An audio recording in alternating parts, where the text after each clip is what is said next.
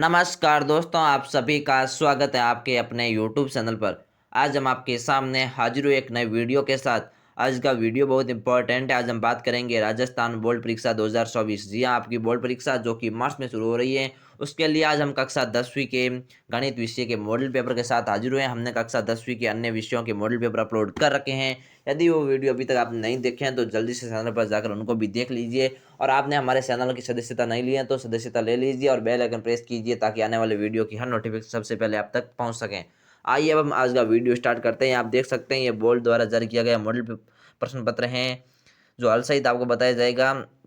कक्षा 10वीं का गणित विषय का है। पूर्णांक आपके 80 नंबर का होने वाला। समय है 3 घंटे 15 मिनट। यहाँ पर परीक्षार्थी के लिए सामान्य निर्देश आप पढ़ सकते हैं जिसमें कुल 5 निर्देश दिए गए, यानी कि सबसे पहले आपको रोल नंबर लिखना है, सभी प्रश्न हल करने अनिवार्य, सभी का आपको उत्तर उत्तर पुस्तिका में देना है। इसी तरह यहाँ पर सभी इंस्ट्रक्शन आप पढ़ सकते हैं। फिर आता है खंड अ सबसे पहले, जिसमें आपको बहुविकल्पी सवाल देखने को मिल रहे हैं। कुल 15 सवाल हैं, यानी कि अबजद वाले 15 सवाल आएंगे, सभी एक एक नंबर के आएंगे, यानी कि कुल 15 नंबर के आपको अबजद वाले सवाल देखने को मिलेंगे। यहाँ पर आप पहला सवाल देख सकते हैं जिसमें है कि सिन्नू और श्यार का आपको मसब बताना है। तो आपको पता होगा मसब का कैसे याद किया जाता है।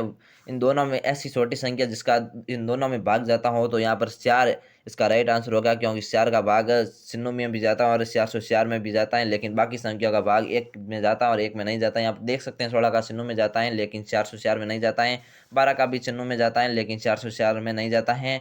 इसी तरह 8 का भी सिन्नू में जाता है लेकिन 404 में नहीं जाता है, इसलिए आपके 4 राइट आंसर होगा। इसके बाद अगला सवाल है जो दूसरा सवाल है जिसमें आपको एक बहुपद दिया गया है, जिसमें आपको यदि शून्य ए व बी है तो आपको ए बी का मान ज्ञात करना है। तो यहाँ पर ए बी का मान -1 -15 आएगा, जो आप पूरा हल करने पर आपको पता चलेगा। इससे पहले नहीं आ सकता, यहाँ पर बोर्ड की व्यवस्था नहीं तो हम पूरा यहाँ पर हल करके आपको बता देते हैं, लेकिन आप उदाहरणों के माध्यम से इसको समझने का प्रयास कीजिए। अगला सवाल है जिसमें आपको 2 3 4 5 का औसत यानी कि माध्य बताना है। यहाँ पर कुल संख्या 5 है और इन 500 का आप जोड़िए, जिसमें 2 + 3 5, 5 + 4 9, 9 + 5 शब्दा प्लस स यानी कि 20 होते हैं। 20 में आप कुल संख्याओं का भाग दीजिए। कुल संख्या 5 है, 20 में 5 का भाग देने पर 4 आंसर आता है, जो कि आपको ऑप्शन स दिखाई दे रहा है, यानी कि इसका औसत माध्य आपको 4 होगा। अगला सवाल है कि यदि 2x + y = स हो तो इसे संतुष्ट करने वाला युग्म होगा। तो इसे संतुष्ट करने वाला युग्म 2 2 होगा, जो कि आपको ऑप्शन स दिखाई दे रहा है। अगला सवाल है, आपको एक समांतर श्रेणी दी गई है का प्रथम पद स है और सर्वांतर 3 है, तो आपको समांतर श्रेणी बतानी है। एपी का मतलब समांतर श्रेणी होता है। तो यहाँ पर इसमें पहले में आपको स दिखाई दे रहा है लेकिन दूसरे में आपको -स दिखाई दे रहा है, तो ये आपके गलत होगा। तीसरे में आपको 3 दिखाई दे रहा है तो ये भी गलत होगा। चौथे में आपको -4 दिखाई दे रहा है, ये भी गलत होगा, क्योंकि इसमें प्रथम पद स बताए गए हैं। तो प्रथम पद स सिर्फ ऑप्शन अ में है, तो आपका ऑप्शन अ राइट होगा। इसके बाद अगला सवाल आप देख सकते हैं जो कि क्वेश्चन नंबर 9 है। निम्न में से कौन सी समरूपता की कसौटी नहीं है, यानी कि 3 ऐसे इसमें हैं जो कि समरूपता को दर्शाते हैं लेकिन एक ऐसी है जो कि समरूपता को नहीं दर्शाते हैं। तो यहाँ पर देख सकते हैं कौन कौन कौन जो आप समरूपता हैं। भुजा कौन भुजा ये भी समरूपता है। भुजा भुजा भुजा ये भी समरूपता है, लेकिन कौन भुजा भुजा ये समरूपता नहीं है, यानी कि ऑप्शन द आपका गलत होगा। जो इस प्रश्न के अनुसार आपका ये ऑप्शन द सही होगा।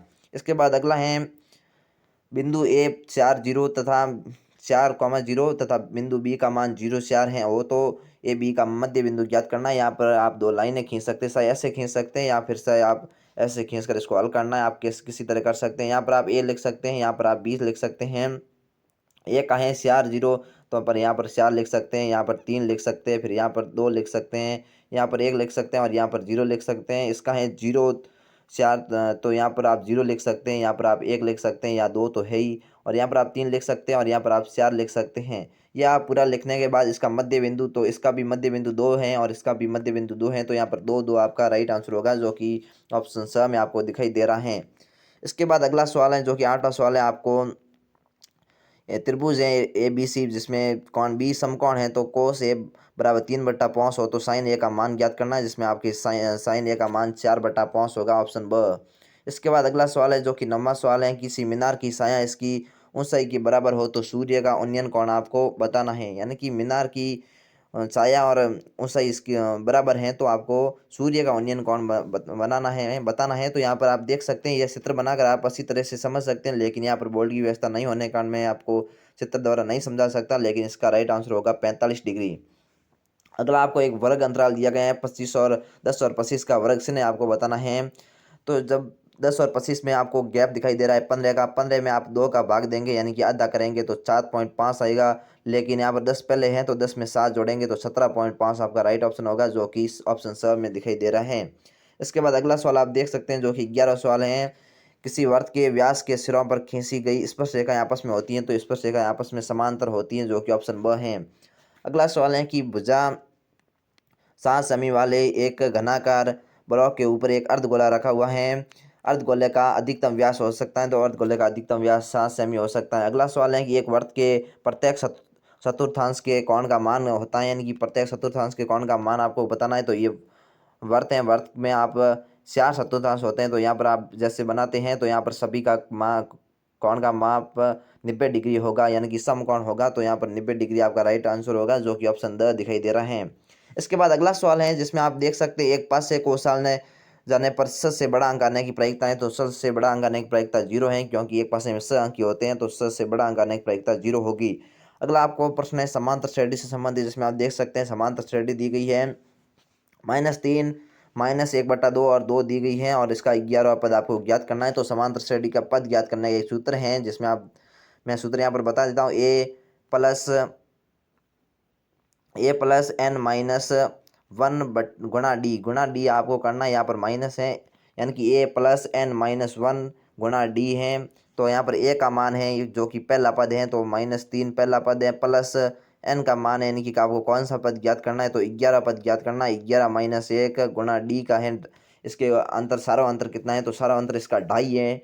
तो 2 सही 1/2 को आप 2 × 2 4 + 1 5/2 लिख सकते हैं। तो यहाँ पर आप 5/2 लिख सकते हैं।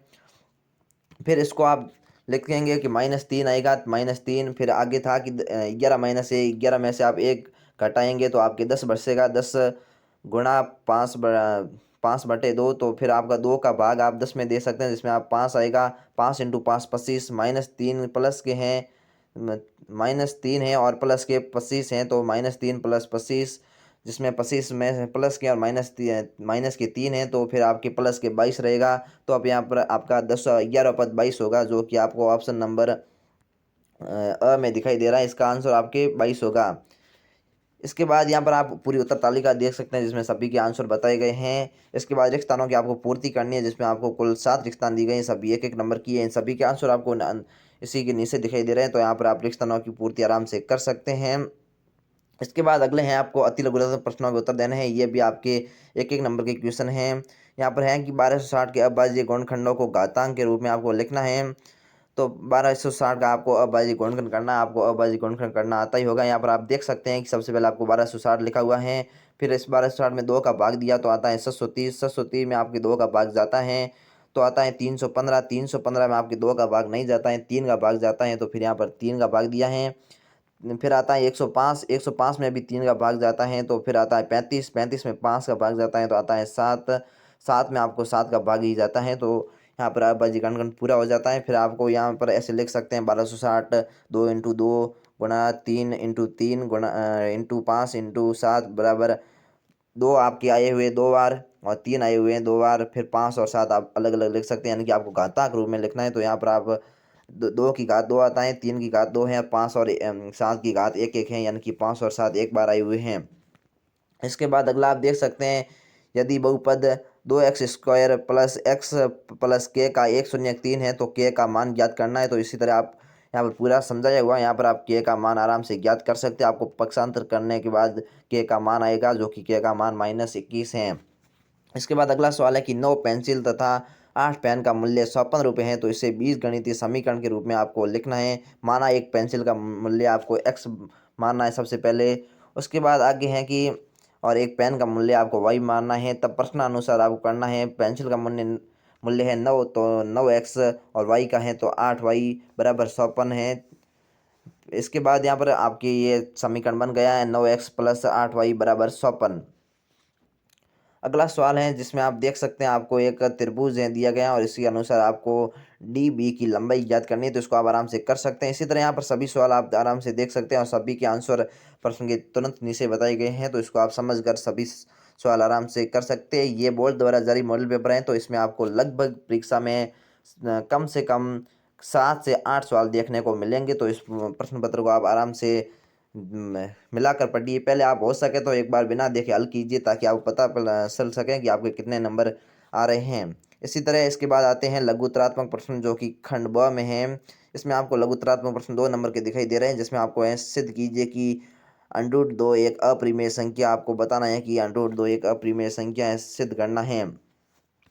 जिसमें आपको पूरा यहाँ पर देख सकते हैं ये बताया गया है आंसर। अगला सवाल है 5वां, यदि बहुपद, आपको एक बहुपद दिया गया है जिसके शून्यक भी दिए गए हैं तथा शून्यकों एवं गुणकों के संबंध की सत्यता की आपको जांच करनी है, तो इसको आप इस तरह से कर सकते हैं। अगला सवाल है आपको समीकरण निकाय दिया गया है, जिसको आपको हल करना है। इसके बाद आपको एक समलंब चतुर्भुज दिया गया है। इसी तरह यहाँ पर सभी सवाल आप आराम से कर सकते हैं। सभी 2-2 नंबर के सवाल हैं, जो कि लघुत्तरात्मक सवाल हैं।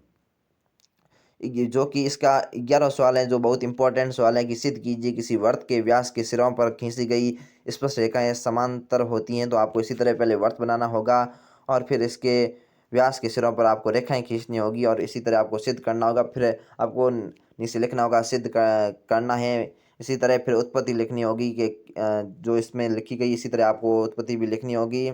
इसी तरह यहाँ पर सभी सवाल आप आराम से देख सकते हैं। कुल 15 सवाल आपको 2 नंबर के सवाल यानी कि लघुत्तरात्मक सवाल देखने को मिल रहे हैं। 15 नंबर के बाद आपको खंड स दिखाई दे रहे हैं, जिसमें आपको 3-3 नंबर और 66 नंबर के क्वेश्चन दिखाई दे रहे हैं, जिसमें आप दीर्घोत्तरात्मक सवाल हैं और इसमें आपको अथवा वाले सवाल यानी कि दोनों में से आपको कोई एक करना होगा। निम्नलिखित बटन का समांतर माध्य कल्पित माध्य विधि से आपको ज्ञात करना है, अथवा नीचे दिए गए बटन के एक कक्षा के 40 विद्यार्थियों के बाहर दर्शा रहे हैं, तो आपको विद्यार्थियों का माध्य ज्ञात करना है। तो इसी तरह आप ज्ञात कर सकते हैं। इसमें आपको कुल 4 सवाल दिए गए हैं और सभी 3-3 नंबर के सवाल हैं। इसके बाद लास्ट खंड आपके खंड द आता है, जिसमें आपको कुल 3 सवाल दिए गए हैं और सभी ये 66 नंबर के सवाल हैं। जिसमें आप देख सकते हैं निम्नलिखित आंकड़े 225 बिजली उपकरणों के प्रेक्षित जीवन काल घंटों की सूचना देते हैं। उपकरणों के बहुलक जीवन काल ज्ञात करना, यानी कि आपको इसमें बहुलक ज्ञात करना और इसके नीचे वाले में आपको बारंबारता लुप्त बारंबारता एफ ज्ञात करनी है। तो यहाँ पर ये लुप्त बारंबारता एफ है, इसको आपको ज्ञात करना है। इसका सभी का हल है, अथवा वाले का हल भी आपको इसके साथ दिया गया है। इसके बाद 21वां सवाल है, जिसमें आपको 2 क्रमांकगत धनात्मक पूर्णांक ज्ञात करना है, जिसके वर्गों का योग 365 हो। इसी तरह आप अथवा वाला सवाल भी आप आराम से देख सकते हैं। और इसी के साथ आज का मॉडल पेपर कंप्लीट होता है। यदि आपको और कोई डाउट हो तो उसको भी आप हमें कमेंट करके पूछ सकते हैं। हम हाजिर होते हैं एक नई वीडियो के साथ। तब तक के लिए जय हिंद, धन्यवाद।